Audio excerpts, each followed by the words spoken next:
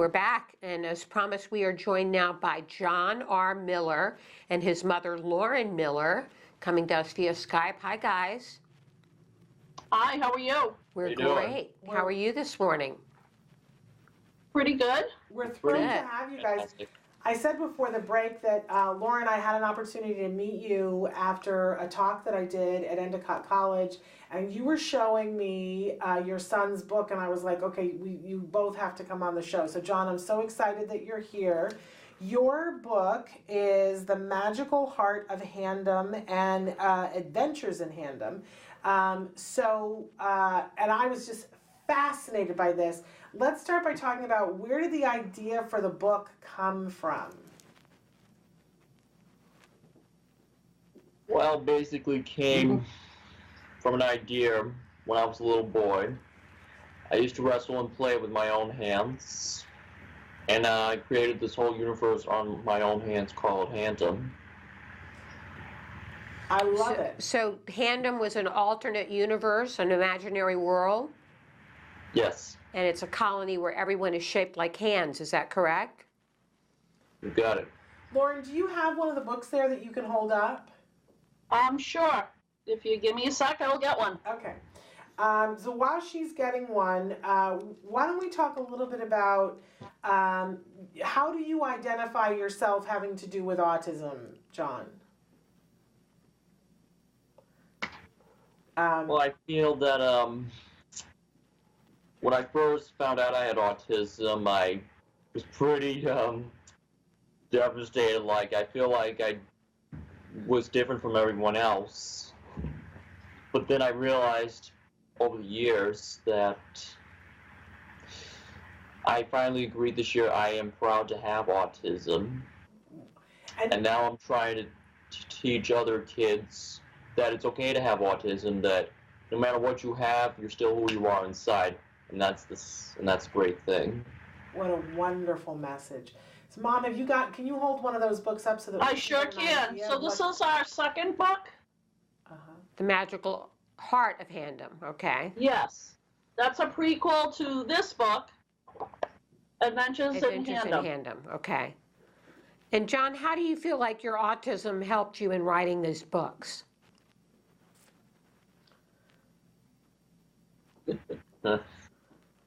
It's a lot of things to say about that particular thing.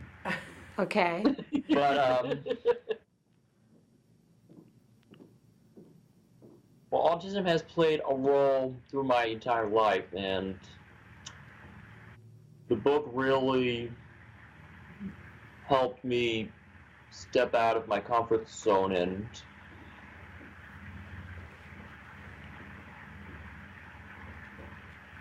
Understood. Huh?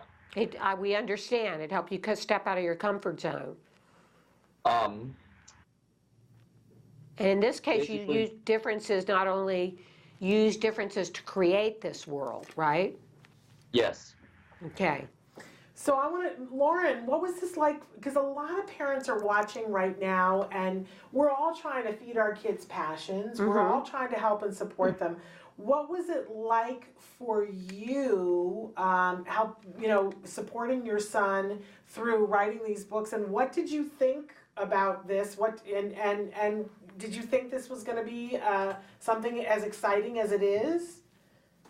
So when we started playing around with the idea, he was probably around 11, and when he was a little boy, like John said, he would play and wrestle with his hands as a form of his stim or tic, which we're very well known is with autistic people.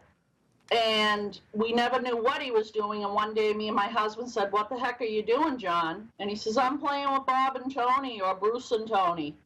And, fast forward probably to his 11, 12 years old, I one day asked him about it, and we had a long conversation in the car. And I said, "Wow, this is really cool," not thinking we would do anything with it. And one day I just said to him, let's talk about this and let's write some things down. So I was his scribe, and I wrote down 30 characters the first time we spoke. And when I saw it and I realized what we had, I said, we've got to do something with this. This is And truly, John, what do you think? What happened after that? Go ahead. It, at first I didn't want to write an actual book because I'm like, what am I going to do? We got to get a story, blah, blah, Yeah. blah. But after a couple of months, I finally agreed to do it and see if it would do anything with us. And it turns out in the end, it ended up paying off something really good. Yeah. And what's your dream about these books? What do you hope will happen with them, John? Well, I hope to maybe one day transform it into maybe a children's television show, or email Disney or Pixar Animation Studios in California and tell them about it, and hopefully make it into an animated feature film, because I've been a huge Walt Disney fan since I was little. So can you help us out, Shannon? Yeah, well, my first thought is that the folks at Exceptional Minds need to know that you want to turn this into something animated. And we'll definitely get you... Put you in touch with them. In touch with them. And then, who knows whether... they can get you to Disney or not. Disney, pay attention. Yeah. That's right, Disney. Idea. I hope you're listening. Yes, that's right. What a wonderful thing. Okay, so Lauren, I'm sure people are wanting to know, and John, wanting to know a little bit about the backstory on this. And John, you're such a well-spoken young man. They're going to want to know, when were you diagnosed? What particular signs of autism besides the stimming were you guys seeing? So John had a normal birth. Everything was fine. We noticed a couple of little things, but at 2.5, I describe it as the light went right out of John's eyes. He just shut down, and we didn't know why. We still really didn't think autism was there. I think my husband had thrown it out there one time and went to the pediatrician. Pediatrician said he was fine. And we finally got him into a preschool and thought he was doing okay. And luckily the teacher has special needs children herself, the director of the school rather, and was our guardian angel, and said, your son is 2.5 years behind everybody in school, and I think there's a problem. And set us on the path of getting him diagnosed with PDD, which is the old way of saying autism. How old was he when he was diagnosed? About 5.5. Okay. And then what did you do at that point? What was your path after that? Well, obviously it was devastating. All I knew about autism was Rain Man back then. There wasn't a lot of resources, so I just threw myself into research and as much investigation, much information as I could get, and learned my way around the back roads of what families did with other autistic children. So we got him into a public school right away. So he was doing daycare and public school at 5.5. And we got all the therapies, we got OT and speech and occupational therapy. And he was always very, very bright, smart, could read quickly. Right. But it was just other things, and he also was physically very weak. So we used sports as a platform to help him with his confidence and his physical weakness. Yeah, let's talk a little bit about his sports background, because he's won gold medals in Special Olympics gymnastics and track and field and taekwondo. Tell us a little bit about your sports activities, John. You want to take that, John? Once when they found out that it was autism, the teacher said I was one of the weakest kids in the school, and my parents got me into sports, and turns out after that it worked really well. It got me more strong, and I loved doing sports from then on. And you do track and field too, right? Yes. We're looking at a picture of you doing karate. You're so accomplished for someone so young. What do you think the secret to your success is? What? Why do you think you're so successful? You started out the teacher saying you were the weakest, but you've accomplished so much. What do you think is responsible for that? Just a lot of things happened over the years, like gymnastics thing was really good, and then I finally participated in my first ever Special Olympics for gymnastics, the Massachusetts Special Olympics, and we didn't know what was going to happen, and it turned out I was just 10 years old, so in that picture with all the medals around me, I was 10. You look I know, like I'm like a peanut. Isn't he a peanut? I'm like a peanut, like that's what she says. I love it. But basically, I think one of John's biggest traits is he never gives up, and he's a very hard worker. So he was never like the top at taekwondo or the top at gymnastics, even though he's accomplished all this, but it didn't stop him. And I think, just as we all know, you have to have a good support system at home, and we were always in the background cheering him on. Well, I was just Well, going to not say, letting him quit. I think you can't underestimate your role in his I was success. just going to say, part of the secret of your success, John, is you, but having your mom and dad there, Right. You can't deny that. We're almost out of time here, but very quickly, where can people get the books?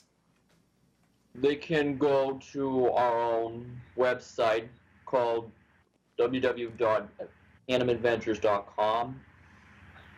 Handomadventures.com. Okay. Yes, and we have a full website, talks about, if people want to know more about me, they can talk about my life, what's been going on, and if they want also to buy the book somewhere else, they can look at our upcoming events. We have a couple events coming up this summer.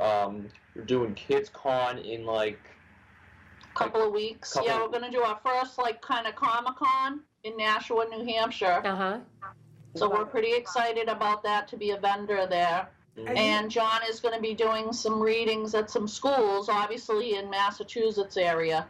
And we should say that on Facebook they can find you at Land of Handom. That's correct. That's right. That's a Yes, great... please go on, like us, share your stories with us. That's my favorite part of this is I was formerly a Cpac president, and I'm still in the same role in just a different way now, where I'm able to, talk with parents, and that's like the most amazing thing this book has brought us is John helping all these children to stand on their own and say, yeah, I'm proud to have autism, I'm proud to have a disability, and I still can do amazing and wonderful things. Now, Lauren, you mentioned Cpac. For people who aren't on the East Coast, what is Cpac? So Cpac is the Special Education Parent Advisory Council, and what it is it's a state-mandated organization that helps parents and caregivers with kids with all different types of disabilities and disorders. So we're kind of like a liaison between the school and special needs parents. What a wonderful thing. We know that Mother's Day is just a couple of days away, and you must be the proudest mom on the block. What are you most proud of your son?